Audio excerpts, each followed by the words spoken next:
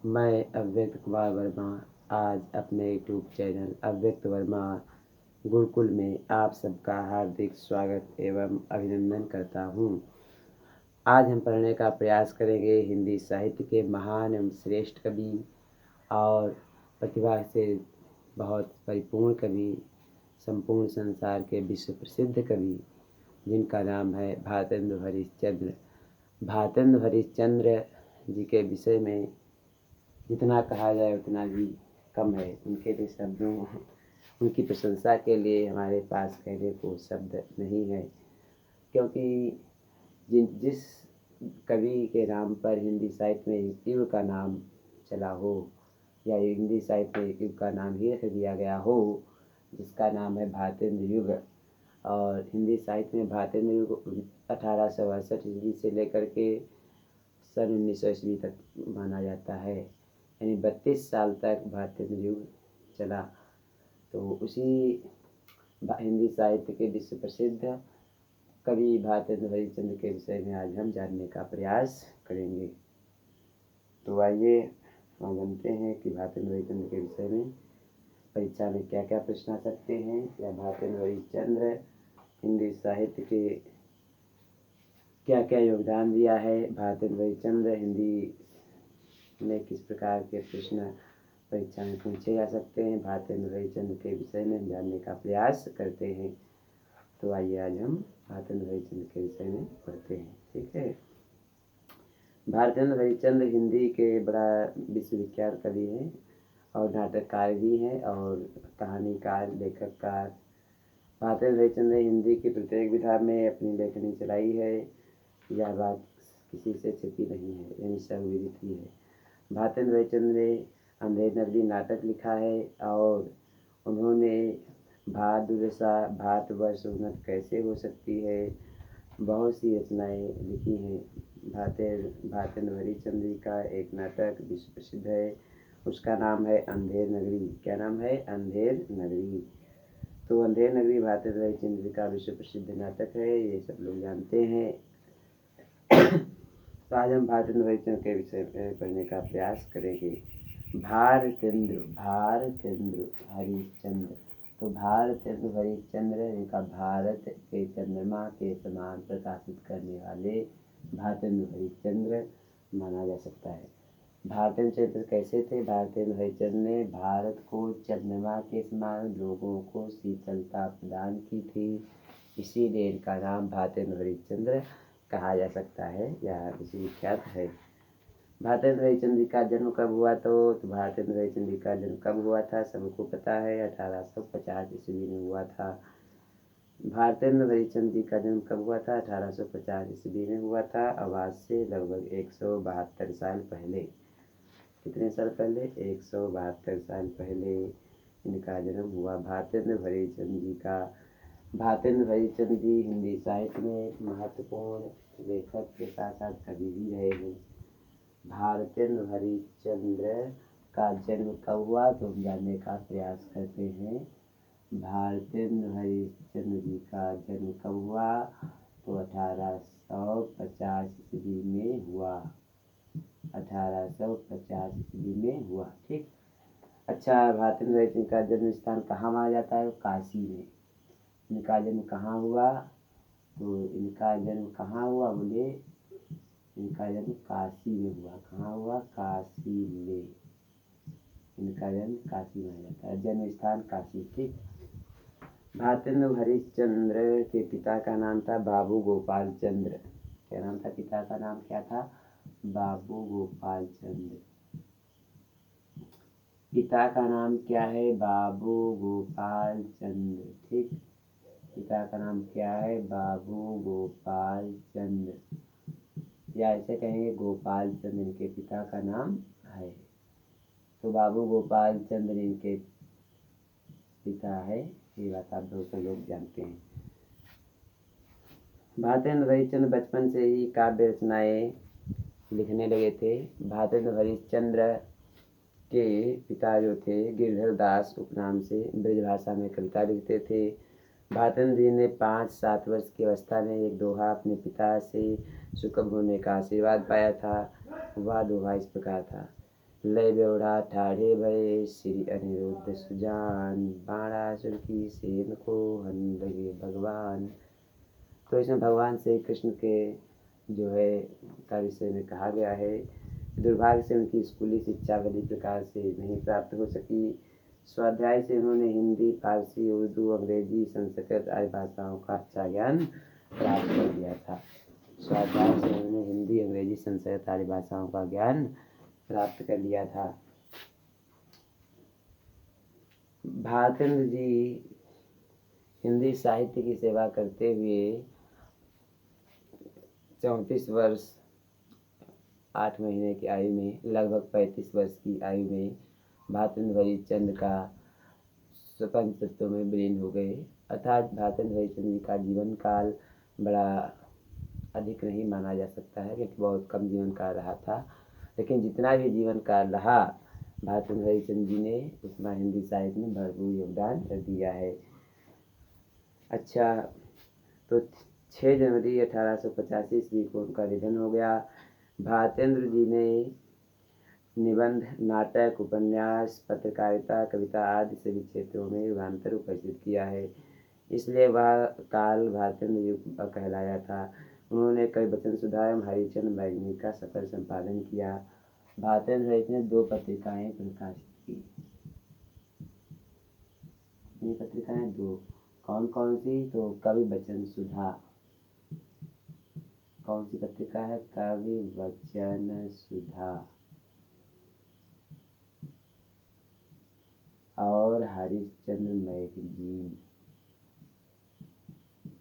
और हरिश्चंद्र मैगजीन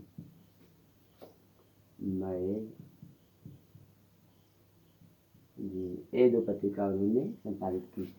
कवि वचन सुधा और हरिश्चंद्र मैगजीन 2 पत्रिकाएं उन्होंने संपादित की।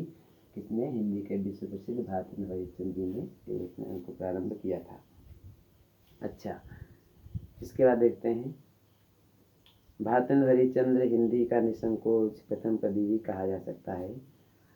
भारतेंद्र हरिश्चंद्र को हिंदी साहित्य का कैसा कवि कहा जा सकता है? तो प्रथम कवि भी कहा जा सकता है। भारतेंद्र हरिश्चंद्र हिंदी साहित्य के प्रथम कवि कहा जा सकता है। जिनके नाम पर हिंदी साहित्य में एक युग चला, उसका नाम हुआ भारतेंद्र युग। भारतेंद्र युग, ठीक।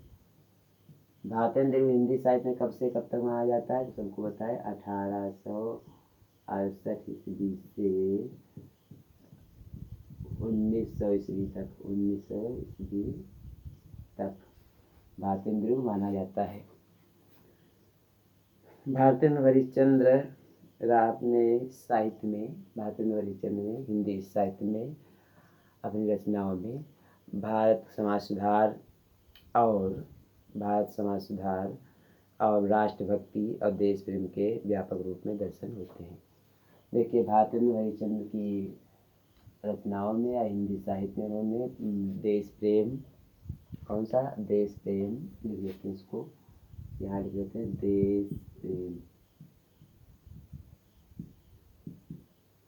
देश प्रेम और राष्ट्रीय प्रेम, राष्ट्रभक्ति। देश प्रेम और राष्ट्रीय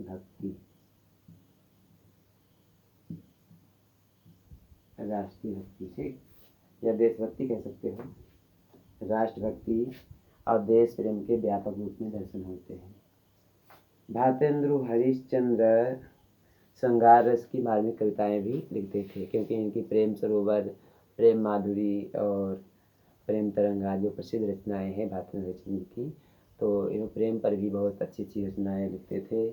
भारतेंद्र हरिश्चंद्र के विषय में हमने आपको भी बताया है कि भारतेंद्र हरिश्चंद्र का क्या क्या जो है बातें लिखी है। प्रेम फुलवारी, प्रेम प्रसिद्ध रचनाएं की बड़ा प्रसिद्ध मानी जाती हैं। अच्छा, इनकी भाषा कौन सी थी? तो ब्रज भाषा और खड़ी बोली मानी जाती है। कौन सी है? ब्रज भाषा और खड़ी बोली मानी जाती है। अब इसका अगला हम जानने का प्रयास करेंगे।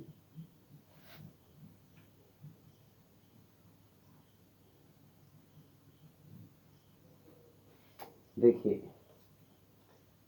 इनकी भाषा कौन कौन सी है? गुजराती, उर्दू, अंग्रेजी, बंगला, संस्कृत। अब प्रमुख रचनाएं देख लेते हैं पहले। भारतेंद्र हरिश्चंद्र की प्रमुख रचनाएं।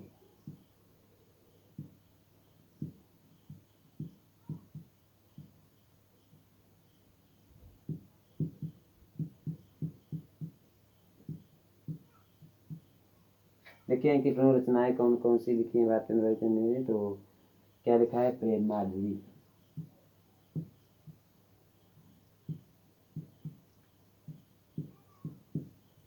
प्रेम माधुरी और प्रेम सरोवर। क्या लिखा है? प्रेम सरोवर।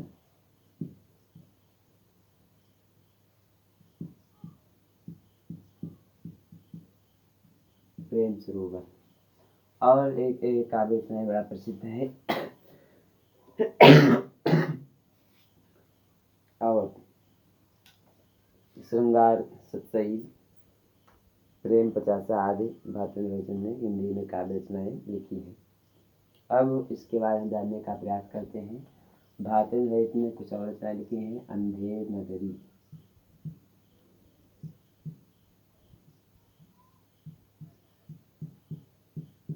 अंधेर नगरी भारतेंद्र हरिश्चंद्र का एक नाटक है। क्या है? नाटक। और भारतेंद्र हरिश्चंद्र ने अंधेर नगरी भारत दुर्दशा। क्या लिखा है? भारत दुर्दशा। ठीक, दुर्दशा। ठीक। और नीलमणि, कलिकौतुक आदि बड़ा प्रसिद्ध रचनाएं लिखे हैं। भारतेंद्र हरिश्चंद्र की प्रमुख रचना है, उसके विषय में जान लेते हैं। उन्होंने निबंध लिखा है, तो उन्होंने कौन सा निबंध लिखा? आइए जानने का प्रयास करते हैं। उन्होंने लिखा है भारतवर्ष की उन्नति कैसे हो सकती है। भारत वर्षों उन्नति कैसे हो सकती है, कैसे हो सकती है। तो बड़ा प्रसिद्ध रचनाएं हैं। भारतेंद्र हरिश्चंद्र को उपाधि मिली थी 1880 ईस्वी में। भारतेंद्र हरिश्चंद्र को उपाधि कब प्राप्त हुई थी? 1880 ईस्वी में उनको उपाधि प्राप्त हुई थी। भारतेंद्र हरिश्चंद्र जी हिंदी साहित्य में मात्र 35 वर्ष लगभग अल्पायु में ही 175 ग्रंथ लिखे थे। भारतेंद्र हरिश्चंद्र ने हिंदी साहित्य में 35 वर्ष की आयु में लगभग कितने ग्रंथ लिखे? तो लगभग में जो है 175 ग्रंथ लिखे हैं। विशेष रूप से बात उल्लेखनीय है, 175 ग्रंथ लिखे हैं। आप समझ सकते हो कि लिखे हैं 175 वर्ष, 175 ग्रंथ इन्होंने 35 वर्ष की आयु में लिखे हैं। लगभग 35 वर्ष की आयु में इन्होंने लिखा है। ठीक।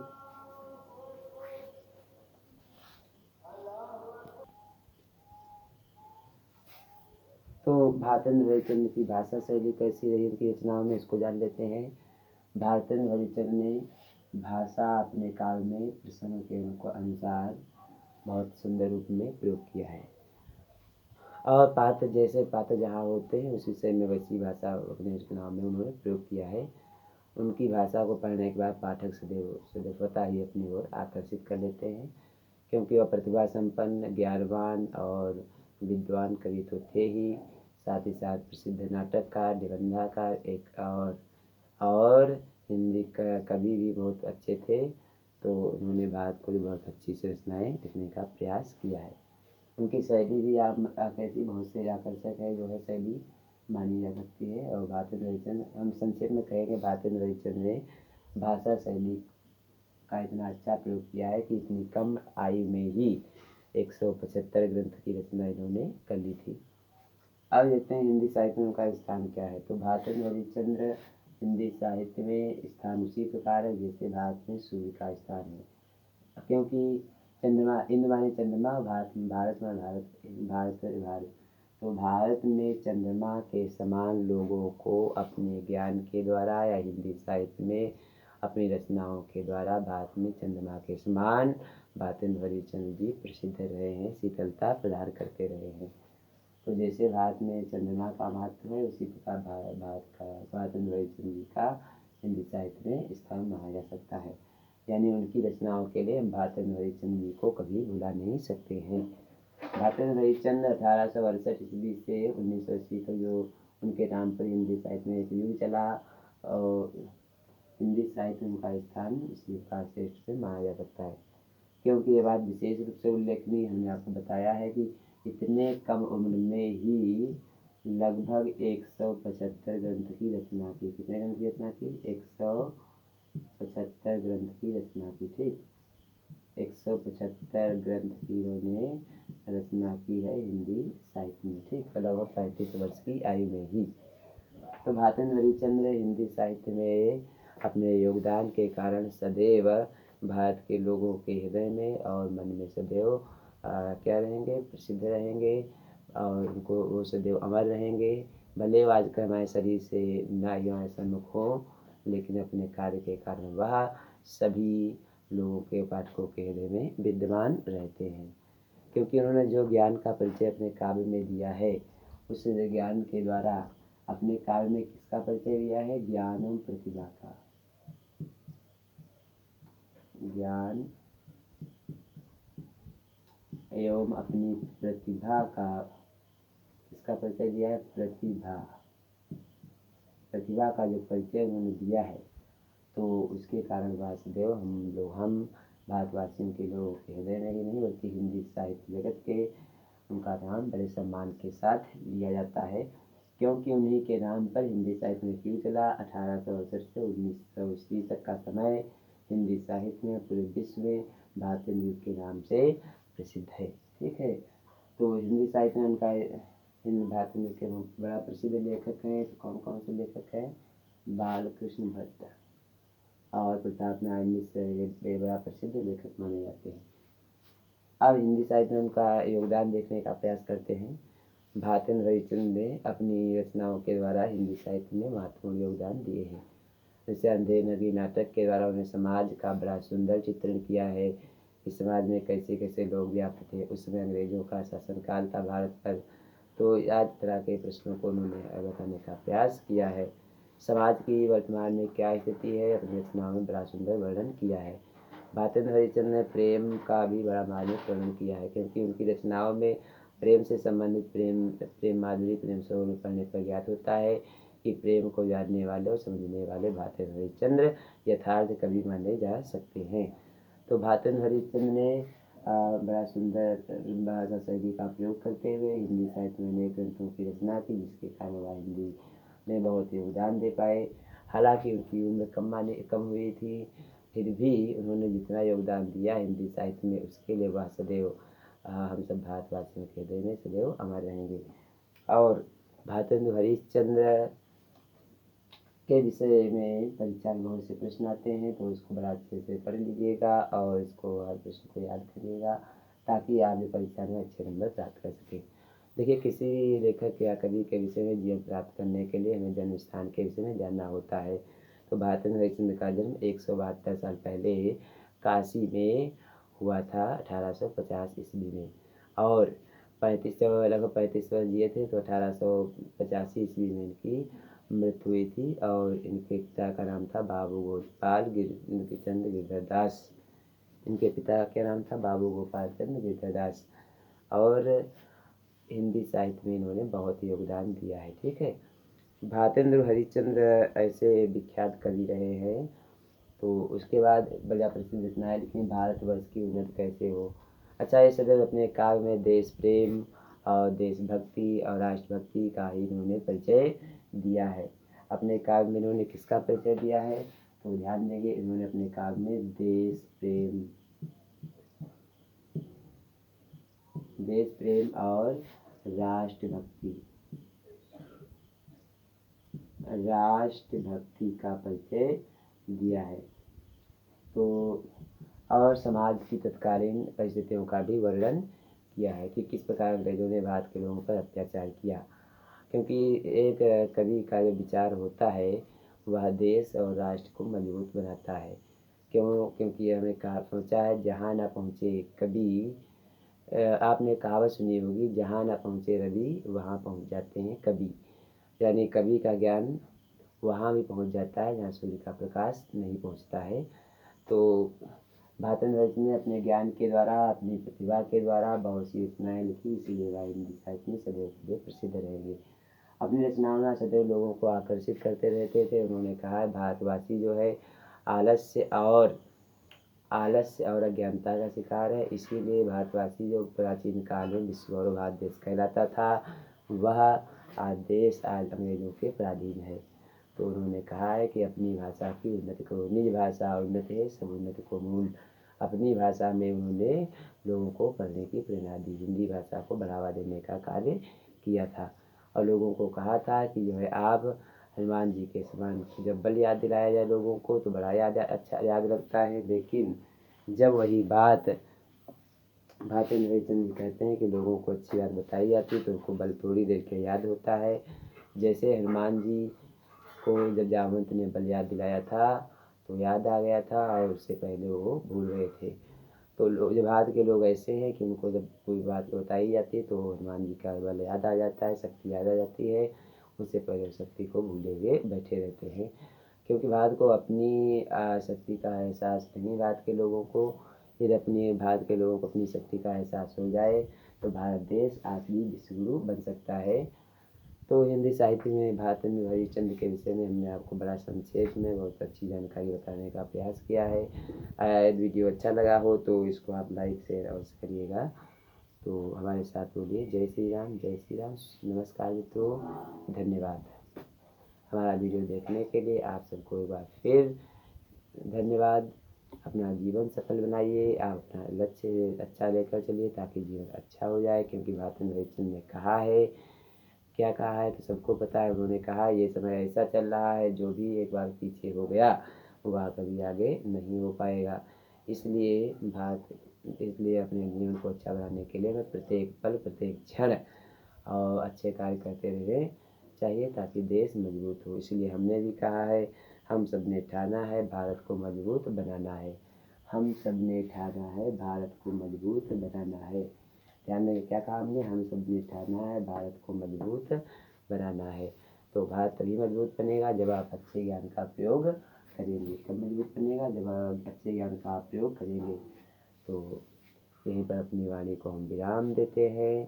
तो जय श्री राम, जय श्री राम और जय श्री राम बोलते हुए यहीं पर हम आपके जीवन में अच्छाई की कामना करते हुए अपनी वाणी को विराम देते हैं। जय श्री राम।